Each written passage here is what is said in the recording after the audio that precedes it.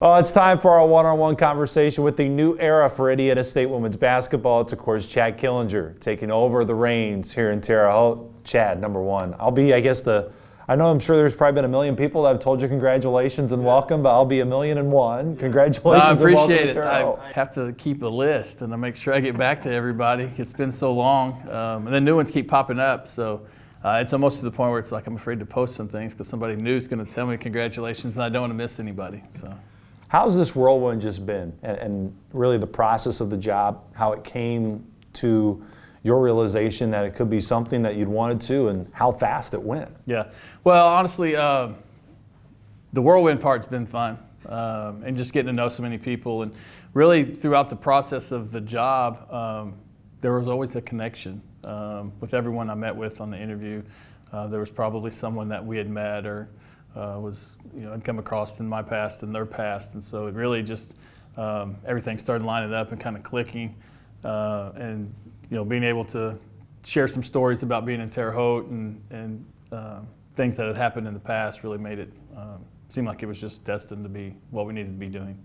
I know you got emotional during your press conference when you talked about your family and being a Division I coach. As everybody did, which was great, because it showed really how much it meant to you to realize one of your goals, to be a Division I coach.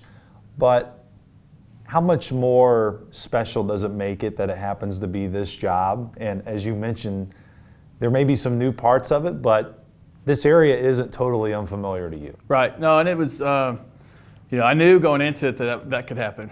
So I actually am glad I collected myself as well as I did. And I was trying not to look at my wife because I was like, she'll lose it, and then I'll lose it, and we'll both look bad. But no, it was being here, being in our home state. Obviously, this place means a lot to us.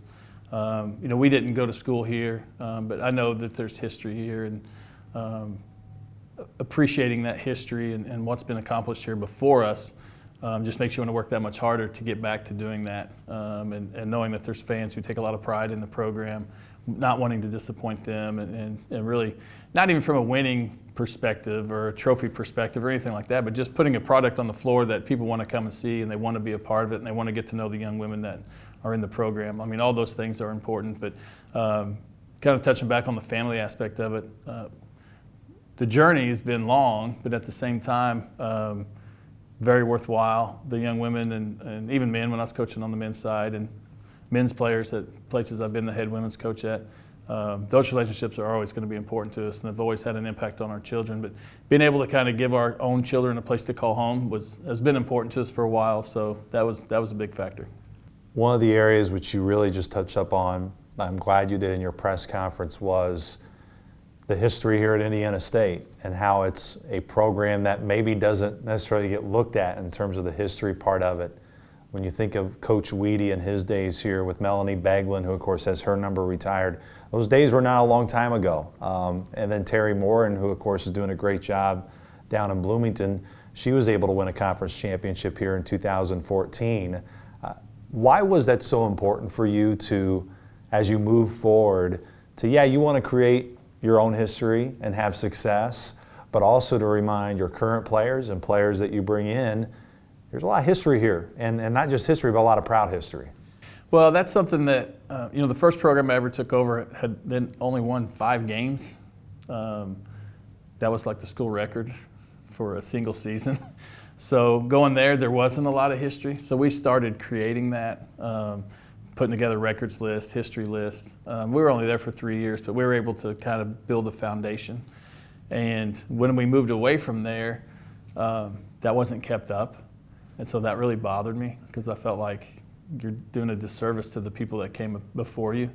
And the same thing has happened at another job where I took it and we got it going, and I went back and looked at old record books and score books and added up points and old stat sheets and did all the history, like basically built the history of the program, left there, and the same thing happened. It was just kind of forgotten about.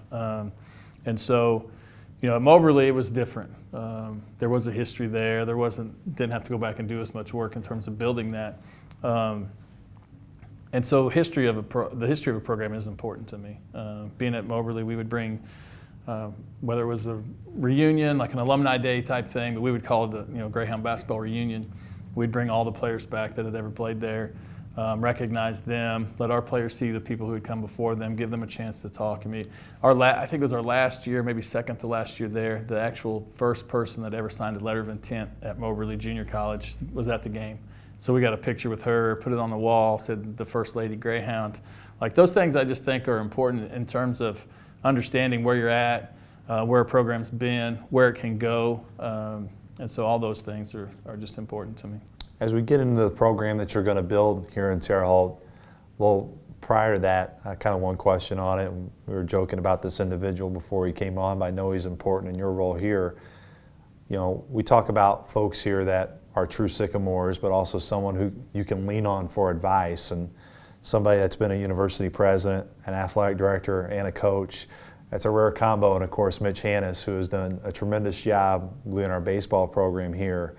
How important has he been in your career, and also in someone that you're glad to have on staff here at ISU to still have that familiarity with? Right. Well, he came in when I was at Lincoln Trail. He came in at the end of my first time there as the baseball coach, and I was the men's basketball assistant.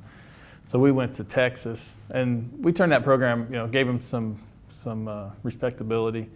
And he had kind of seen what we were doing there. And they had a coach leave, and he called me and asked if I'd want to come back up to Lincoln Tree. He's like, "You ready to come home?" And I'm like, "Yeah, I mean, what you got?"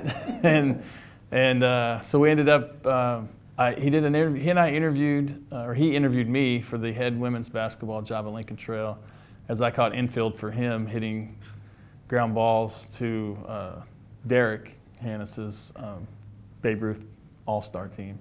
And that was my interview, was catching for him on the infield. I was on my way to Franklin to work Steve Alford basketball camp. I'd worked it for like 16 straight years, and at one point, so I was on my way, and he's like, "Well, when you're on your way to camp, stop by." And I was like, "All right." So I got close and called him, and he's like, "Come out to the park." So I went out there and did the interview, and then, of course, was there for 4 years. And he helped pack us up when I went to Marshall University. He was there that last day, helping us fill up, him and his family, his wife Amy and some other people. But it was just a person I have a lot of respect for. I appreciate the way he does things, appreciate the way he treats people. I've learned a lot in watching him. This is a different sport, but I think you're trying to get the same things out of, we're trying to get the same thing out of our young women that he's trying to get out of his young men, and that's just trying to be your best every day and representing the community the right way.